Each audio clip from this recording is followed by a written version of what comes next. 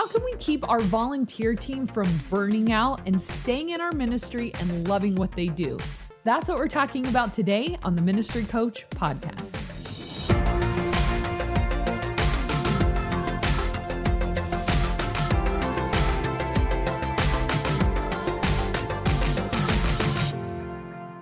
Hey friends, thank you for joining us for another episode of the Ministry Coach Podcast, where we bring you weekly tips and tactics to help you fast track the growth and health of your youth ministry. That's no lie. Like, we're here every week. We are. Rain or shine. Whether we want to or not. Right now. For you. No, it's fun. It is raining right now, but it's fun doing this. I hope you're enjoying it. I hope you guys are enjoying. But today we're talking about... We practiced that. Yeah, we're so in sync. My name is Jeff Lascola. This is... Kristen Lascola. And today we're talking all about keeping your volunteers and your staff from burning out. Yeah, and I am really excited to talk about this because... You're burnt out. No, I've had some leaders that have been on my staff for quite some time. So health breeds longevity, and we would love our youth leaders and small group leaders and interns and all of that to stay for as long as possible. We want to close that back door. So today we're going to be talking about 6 things that you can do to help those leaders not only enjoy working in your ministry, but really want to stay there. Mm-hmm. So number 1 is a 2-leader small group system. So you might be thinking to yourself, I have a hard enough time getting 1 leader per small group.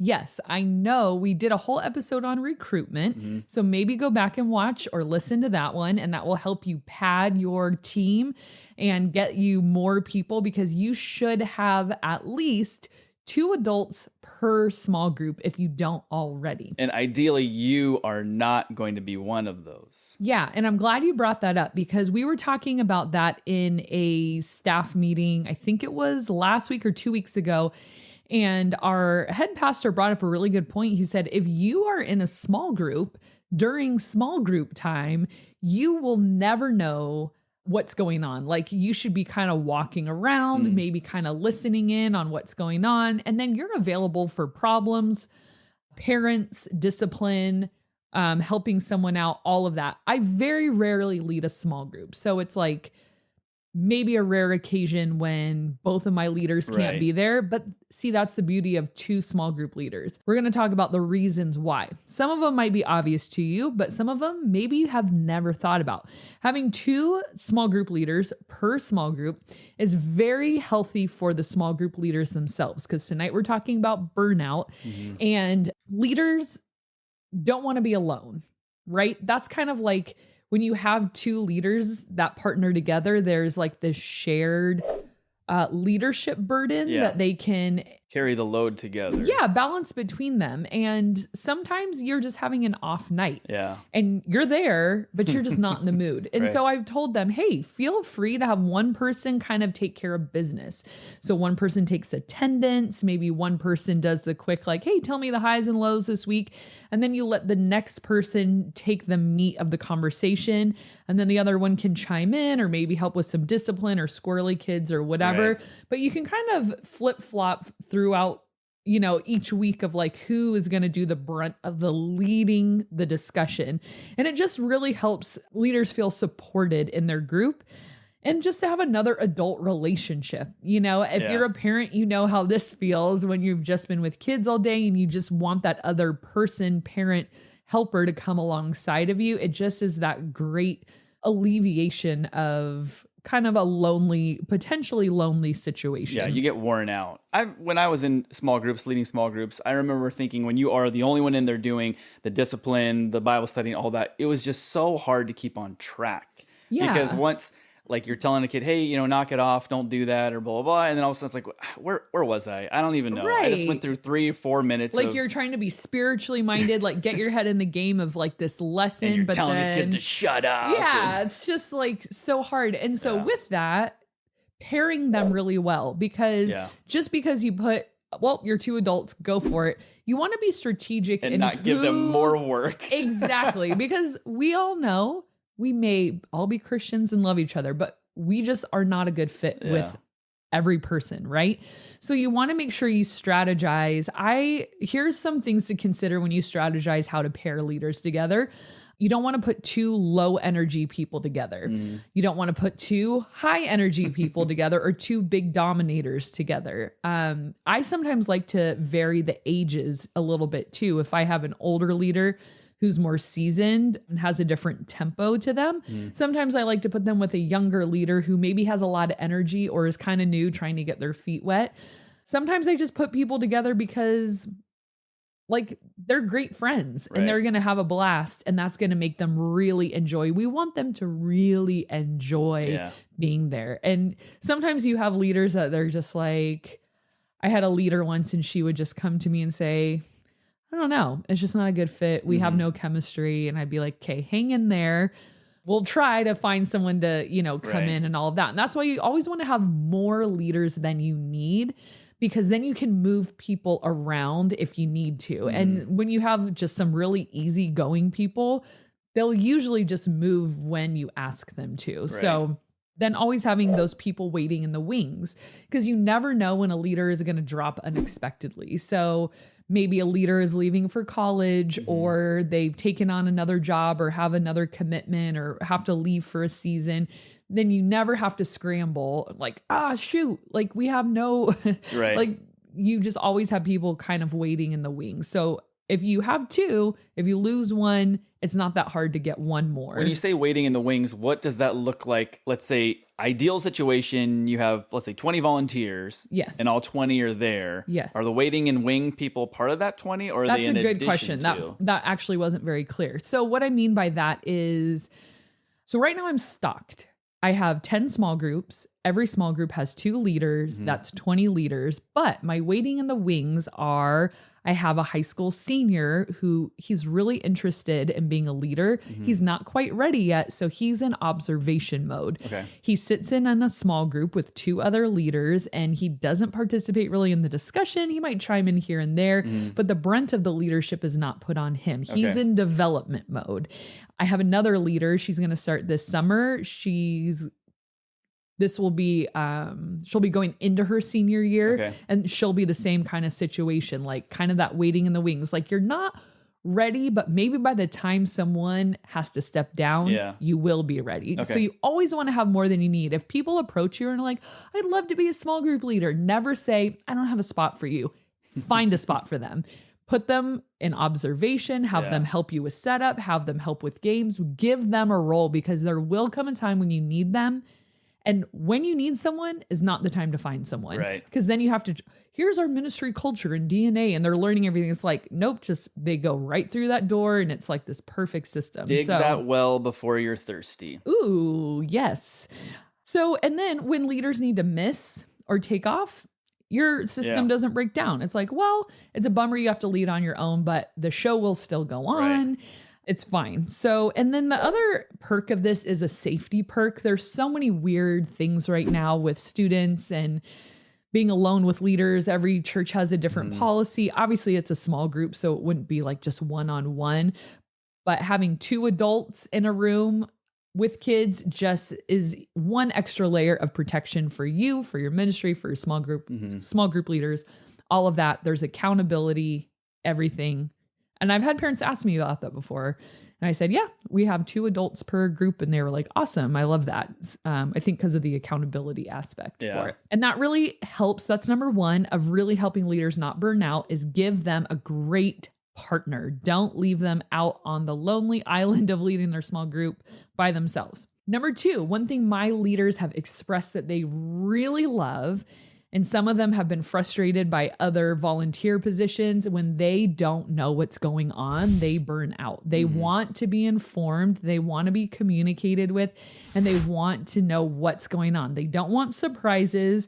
They want to be able to be prepared. And so what this looks like is, here's where it gets tricky, is because everyone has a different method of communication. And if you have younger leaders, you'll experience they are not good at email. They don't love email, and that's not their preferred method of communication. My older leaders, yes, they're great with email. So what I've done is I've cracked the code. Not me, but one of my leaders brought this up. We were on a group text and then it was getting kind of annoying. And so they said, we need the Group Me app. So we downloaded the Group Me app. We made a group that is our Chaos Junior High leaders, and we're all in that. And I communicate with an email every single Monday. And I also use the Group Me app to communicate. And with those two, plus our 6:00 meeting on Tuesday nights, right before program. Hour or a half hour? Nope, before? 15 minutes. Oh, wow. Yeah, we meet from 6 to 6:15. Our program starts at 6:30, and we meet for 15 minutes, and I tell them everything they need to know about what's going on that night, what's coming up next week, and what they probably missed in my email if they didn't read it. I have a guy who refuses to read my emails. You know who you are, no matter how many times I ask him. So between the app, the email, the meeting, usually I can get everyone covered on communication. And leaders, when you don't communicate regularly or with enough buffer time, I've noticed it just kind of puts a little sand in the gears and they over time get frustrated. And not only that, but I hear the way they talk about other people who don't communicate and they lose respect. Yeah. If you don't respect them enough to communicate them to say this information is valuable, you need it, then they lose respect for you for not communicating to them. It just gets to be this low level of frustration that's kind of always there.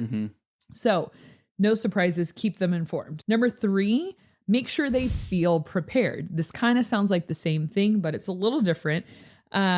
Your job is to help them do their job. And so what I mean by that is your leaders should have everything they need to be successful. Leaders start to get burnt out and frustrated when they don't feel like they have what they need. Some examples of this might be, do they know what their discussion sheet is going to be on before the night of? I try to make it a really hard discipline of mine to get their talk sheet emailed out to them ahead of time by hopefully 4 days. That doesn't always happen, but I've mentioned that before, trying to get it out to them so that they can prepare and know what's going on. Maybe it's a discipline issue. If I'm just leaving them high and dry and never checking in, and I don't know how their small group's going, but being able to support them in terms of, hey, do you have any difficult students? Is there anything I can do to intervene? How's their room? Do they have a quiet place to meet with enough chairs? And, is it a comfortable place where they can do what they need to do? So making sure your leaders have everything they need to be successful, that they feel prepared, they feel equipped. Along with that, we could do a whole episode on this, but would be training. Do they even know how to take attendance? Do they know what your church policy is on certain things? Do they know what is expected of them, of what time to get out of their small group and all of that kind of stuff? So making sure that they feel like ready to go every single week with everything they need. That's really important because over time, if leaders feel like they're always flying by the seat of their pants, that gets a little tiring. Yeah. So try to make it your job to make their job easy. Like if you have a couple off weeks where it's like, oh shoot, like we're a little disorganized, that can happen maybe once a year. Like don't make that your MO of, all right, guys, get on the crazy bus. I don't know where we're going, but hang on. Like people don't like to live in a state like that for very long. They might be able to hang with it for a couple of weeks if you're in transition or something. But after a while, if they can tell you have no clue what you're doing, or if you're disorganized, they're the ones that are getting the brunt of it. And again, you're going to lose respect from your team on that. Yeah, and they say the number one fear, maybe this has changed, but the last time I heard, the number one fear that everybody has is public speaking. Yeah. And when you're in a small group, it's a small group, but in a sense, you're kind of giving a little mini sermon kind of based off of what the notes are. You're leading the discussion, but you have to contribute a lot. And if you don't know what that is ahead of time, I feel like it would be the same thing as, hey, you're going to need to go up on stage. You need to talk about this topic. And here is the topic. It's like, I had to do that once. It was horrible. It's like when you don't have anything prepared, you kind of are under the gun. And I think for a small group leader, a lot of times they might feel that way a little bit, and on a much lesser degree. Especially if they're like more of an introverted type and they're not necessarily like, they need to have a fully baked idea. Yeah, exactly. For sure. And that just like just because you can thrive in that situation doesn't mean all 20 however many of your leaders can, or else they'd probably be doing your job. Right. And whatever sermon you did, you prepped all week or 2 weeks or however long 100%. for, and then it just becomes, hey, we're talking about, Revelation. Go ahead, and you're like, what? And it can be really stressful. And if that's every week, it's like, I can't do this. And like, may I remind you, these people work for you for free. So do not stress them out any more than they're already working with students. Totally. It's already a thankless job. They're already giving up their time. Like, you better roll the red carpet out for these people. So I was going to conclude with this idea, but I think it's a good time. I was going to say these people need to be treated like royalty. Right. So don't ever just be like, come on, guys. Like, I don't know what we're doing, but like, make it so that their job is so enjoyable. They look forward to coming every week as much as you can, because again, they're your free volunteers and they're saints. I mean, really, I can't even express. Sometimes I think about my volunteers and I just am like, God is so good. I don't understand how I used to be a volunteer and I loved it. And I didn't think like, oh, you're so lucky to have me. It was just, I loved being there. Right. So I get it. But at the same time, I'm like, these are the people that are doing like, this is what ministry is. Like, that's so cool. And your ministry lives or dies by your volunteers. Yes. They deserve like salute. I love our volunteers. Anyways, number 4, encourage them so hard. So you want to check in with them regularly, not only with ministry. So you do want to check in. Hey, how's your small group going? Is there anything I can do? How did this conversation with a student go? Do you feel like you have everything you need? You want to check in, but then you also want to check in on a personal level. So people aren't just a means to an end. They're also people. Yeah. So they want to know that you care about who they are. Hey, like, how's work going? How are your kids? Like, what's going on with school? Did you get a new job? Oh man, like, did you have that hard conversation with your boss yet? So you're having these regular check-ins with them, and that is encouraging. And then continually remind them of why they do what they do. I think sometimes, like 6 months into leading a 7th grade boys small group, you're like, what have I done? Actually, sevies are perfect. It's like 6th graders and 8th graders can give you a hard time in different ways. Sevies are right in the middle, and it's like, you guys are great. But reminding them of why they do what they do is really encouraging. Maybe telling a great story or something you noticed of like, hey, that was a really tough kid and you handled that really, really well. I'm so proud of you. Or one of my leaders, he always jokes like, Tuesday is cursed. Like, I know I need to be here, but it's always my hardest day at work. I'm like, right? It's like, not today, Satan, like maybe the spiritual warfare thing. So I always just like tell him, hey, you're here though. Like, I'm so thankful. Like, I know you had a hard day at work. I know this went wrong. I know you're like on the edge right now, but you're here. Like, that means so much. Like, you're a rock star. Like, see people, acknowledge people. Like, hey, I know you guys are tired, but man, like, you get to spread like God's love tonight. You get to preach the gospel tonight. You guys are pastors of this group. Like, it's like that locker room talk of like, guys, like don't let them lose sight of, I always remind them, you're the pastor. I'm just here to help you do what you do. But like, you're doing that one-on-one life, and maybe, like I said, telling stories of what's going on in ministries. But I think that's so cool to just empower them through that encouraging time. And a lot of times that happens in our 6 o'clock meetings. Pray for them. I think sometimes we just forget to sit there and pray for our volunteers. I usually do that on the way home after a Tuesday night. I'll run through each one of their names and pray for them in different ways, and then brag on them as much as you can publicly, whether that's on social media, whether that's from the stage, whether that's to your boss, whether that's to another leader or to a parent. You just want to brag on these people because they deserve it. And all of that, I think, is like that encouraging package right there. So number 5, this one's my favorite, is have fun together. And we've talked a lot about this in past episodes, but this is not like all business, clearly. So you want to make sure that you're creating opportunities. Like, don't be in such like, sometimes I see pastors who are in such a hurry to leave at the end of the night, like lock up, clean up, go on, it's like, take your time. This is your program night. Your leaders are here. This is the only time you're really going to see them throughout the week. don't be in such a hurry to leave. So linger, hang out, play, let them like socialize, create fun environments. Don't just shut it down and like, all right, come on, we got to clean this, do this. And I can fall into that mode sometimes. Like, I just want to get everything done so that we can hang out. Yeah. But they get bored by the time I'm done doing all that stuff. They're gone. And then I'm like, shoot, I didn't get to hang out with anyone. So sometimes you just need to table your responsibilities for a little bit and just be present with them. Plan fun outings, plan fun retreats, plan fun game nights, whatever it might be. But you have to do life with these people because relationship is the currency that we pay our volunteers in. Again, they're free workers. So what do they get paid in?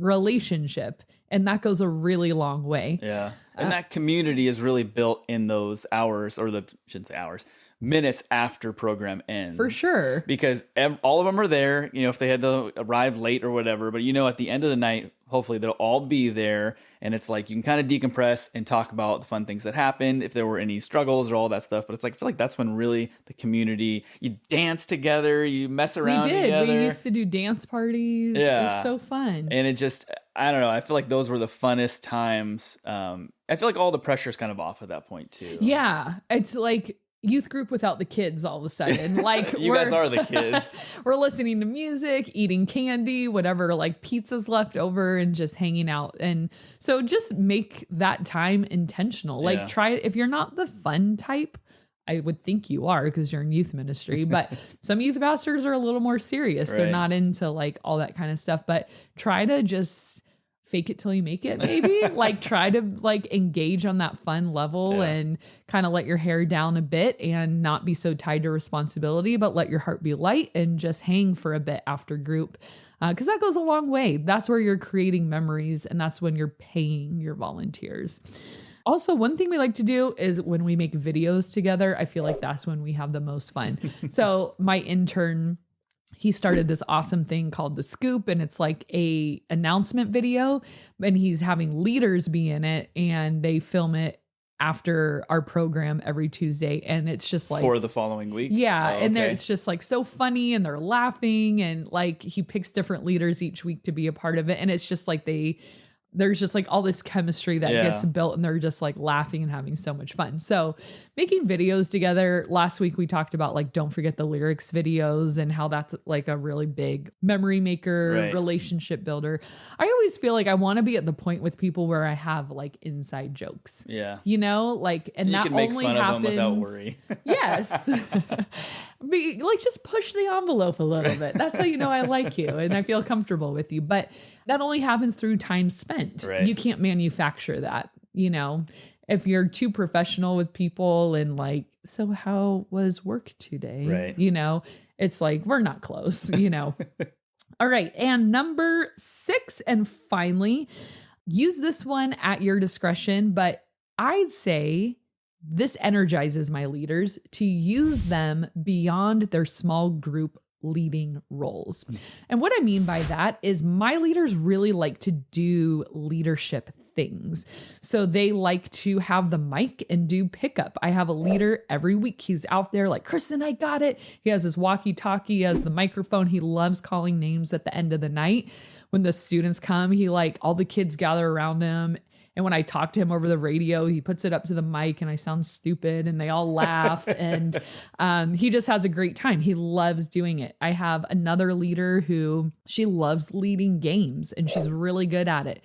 She's not paid. She's just small group leader, but she acts more like an intern. She just is really good at getting the kids organized. She divides them up into teams and then has the microphone or the bullhorn and calls the rounds. She's excellent at it.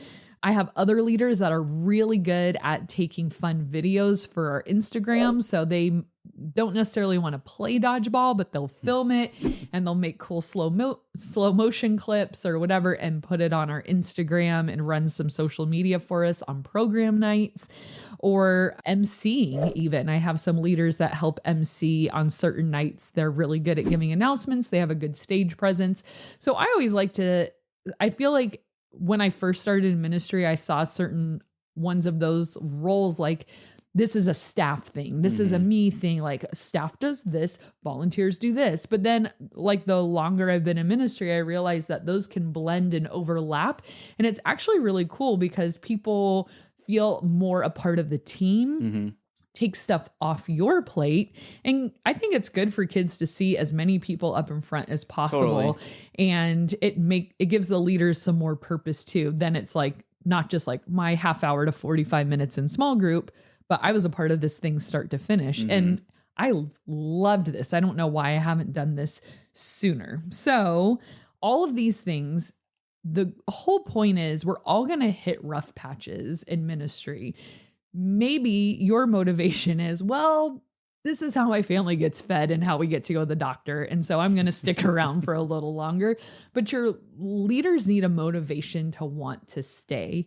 And when we hit a rough patch or when they're wondering why they do what they do for the 5th, 6th, 7th, 8th, 9th year on your team, which hopefully is true that they stick around for that long, you want them to be able to go through those rough patches because of these things that we're talking about. Yes, tonight was a hard night. Yes, this kid was a punk, or man, this parent disrespected me, or gosh, I'm so tired after a hard day at work. But here are the reasons that I'm staying is I know my pastor loves me. I know I'm good at this, and I know I'm valuable to this team, and I know I'm changing eternities. And that's the vision we have to continually put in front of them. Yeah, those are great. 6 great practical tips that you can start dripping in or just all in at once if you're up to that task. But you guys are probably already doing some of these things anyways. It's just a matter of maybe adding a few more and just trying to always do more for your leaders so that they don't burn out. Yes. So now we have the question of the day. Oh, I forgot. Yes. I like this one. Question of the day is, what is your guilty pleasure when it comes to music? I don't even have to think about this one. Do you know?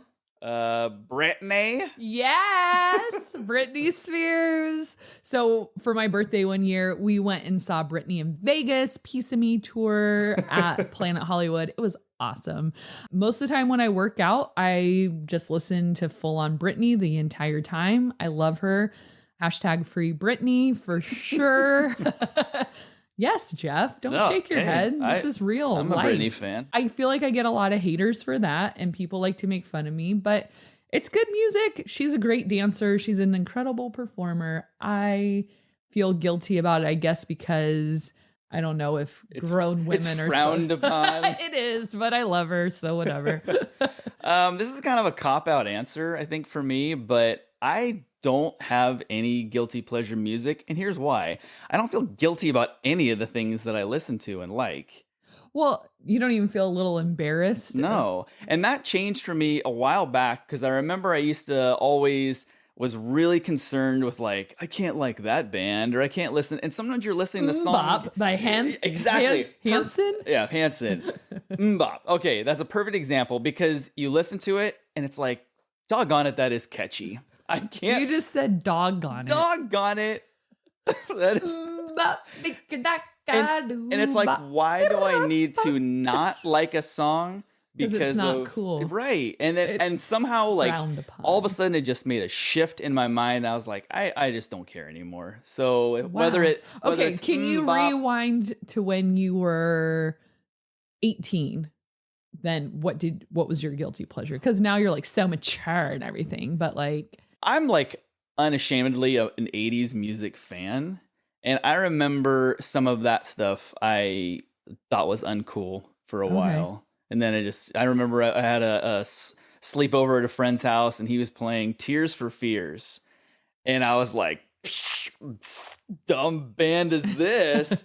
And yet at the same time, I was like, man, I like this song. Drawn to it. No, I knew the song. I knew the band. And I was like trying to play it off. Like, I didn't know the 80s were ever not cool. That's my favorite genre in general. When I was 18, I feel like it wasn't cool. Okay, fair enough. Britney for life. Britney, if you're listening, I love you. I'm a big Enya fan. I'm not. Okay, it is. I don't feel guilty about it. Okay, though. you don't have to. We don't mean guilty like I'm so ashamed. I mean guilty as in I'm ashamed. Okay, I feel ashamed when I listen to Lizzo. I love Lizzo. I don't even know who that is. She has some language, but sometimes I just love Lizzo. Brittany, okay, I would say embarrassed, not guilty. Like, oh, well, I guess some of her stuff's inappropriate too. Okay, it's not guilty like I'm in trouble. It's more guilty I'm embarrassed. Yeah, that's what I'm trying to say. Okay. Lizzo, I'm guilty. Brittany, I'm embarrassed. But I'm thinking maybe a little guilty too. Because some of those, I feel like she got more and more edgy and she pushed the envelope. Her early stuff was kind of like cutesy, and then it got kind of bad. Well, whatever. I try to listen to the clean versions though. Yeah, you have to. So anyways, make sure you guys drop in the comments below if you're watching on YouTube what your guilty pleasure music is that you are not going to hide behind anymore. It's time we all just free the music.